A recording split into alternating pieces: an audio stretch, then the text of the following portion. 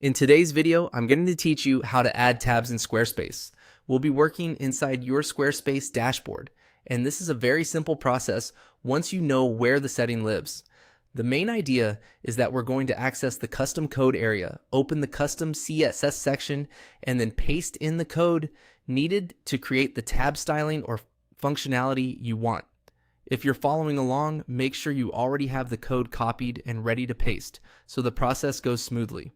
To begin, go to your Squarespace site dashboard and click on Website. This is where you manage the main structure and design-related areas of your site.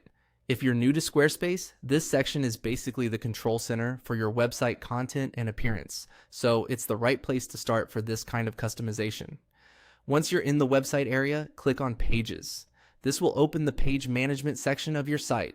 Even though we're adding tabs through code rather than creating them directly as a page type, the path to the customization settings is accessed from here. Take a moment to make sure you're in the correct section before moving on. Next, click on Custom Code. This is where Squarespace gives you access to more advanced customization options beyond the standard design controls.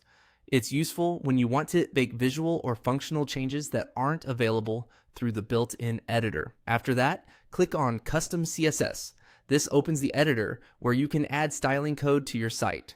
Custom CSS is commonly used to change layout, colors, spacing, and other design elements. And in this case, it's where you'll place the code that helps create your tabs.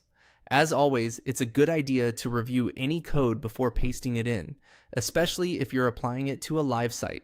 Now, simply send the code into the custom CSS editor. Once it's in place, Squarespace usually applies the changes automatically, so you may see the update appear right away.